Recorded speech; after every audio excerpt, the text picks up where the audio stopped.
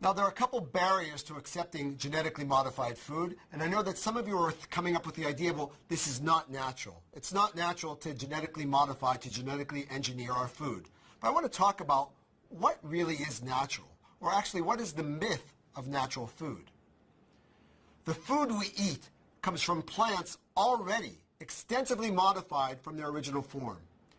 Even heirloom varieties are extensively genetically modified. So let's play a little game.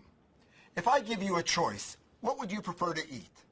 On the one hand, a genetically modified tomato from a major industrial seed producer. You can call that company whatever you want. And on the other hand, a natural wild tomato from the Andes of South America. Which would you choose to eat? Well, many of you chose to eat the natural tomato. But really, what's natural? Let's look at these two tomatoes, two species of tomatoes, one called Solanum Pennellii. This is the natural wild tomato found in the Andes. And the other tomato called Solanum persicum, which is the cultivated form of tomato that we have in our salads in the morning. The wild form of tomato, the Solanum Pennellii, is resistant to diseases, it's resistant to pests, it's a weed. It can grow under any conditions, but it's also very small, and unfortunately, it's also poisonous. On the other hand, the cultivated tomato is a result of 2,000 years of human intervention, 2,000 years of breeding. This has yielded a large, juicy, sweet fruit, which is sensitive, but this fruit is sensitive to diseases. The plant is sensitive to pests. It can't survive in the wild. If this would be planted back in the Andes, it would die immediately. But the fruits are delicious. So again, given the choice between the wild tomato and the cultivated tomato, which would you choose? What's natural? We see the same thing with corn. If we look at the wild version of corn, which is called teosinte, and the cultivated corn, we can barely recognize that they're almost the same species.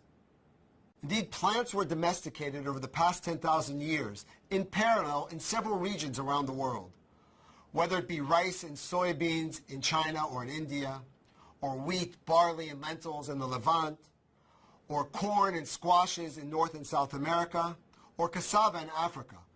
All of these domesticated plants originated from wild varieties. So what is genetic modification that arose as a consequence of cultivation? Well, there's a natural variety in wild plants. For example, if we look at corn in this cornfield, there could be corn with large ears and with small ears.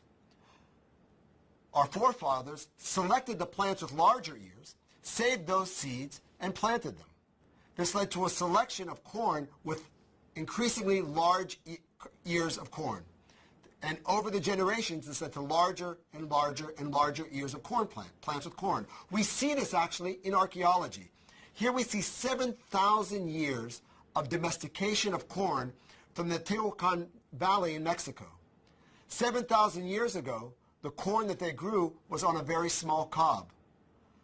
This cob got progressively larger until over 500 years ago, the size of the corn was very similar to what we have today in domesticated corn. This resulted through slow selection by the farmers in Mexico.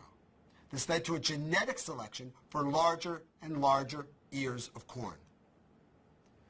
Through this selection, from teosinte, the wild corn, to domesticated corn, there were other changes. For example, in the wild corn, the kernels are surrounded by a hard casing. This hard casing actually protects the seed so that it can be spread by animals. But to get to the corn, to eat it, you have to open it, break it open. The original farmers 7,000 to 8,000 years ago selected for varieties that no longer had this casing. We no longer see this casing on cobs of corn. But again, if you would take this domesticated corn, even domesticated corn 5,000 years ago that had lost the casing, it could not survive without human input. Why? Because the cobs would fall on the ground and the seeds could no longer be dispersed because they didn't have their casing. So over 7,000 years of cultivation, there was a decrease in branching and increase in seed size were also selected for, which led from that very thin teosinte cob to the modern corn that we all enjoy today. The take-home message here is that human intervention has invented All. And I repeat that. Human intervention has invented all of our cultivated foods. This is also clearly seen in brassica. Let's take, for example, a wild mustard, which is very similar to the Arabidopsis plants we saw in some of our earlier lectures. The difference between wild mustard and cabbage and broccoli and cauliflower and Brussels sprouts and kale is very, very small. Genetically, these plants are essentially identical. Changes in a very small number of genes can cause a huge change in morphology, and this gives us the vast diversity of brassica vegetables. And then over the past 200 years, the science of Gregor Mendel and Charles Darwin has paved the way for scientific plant breeding.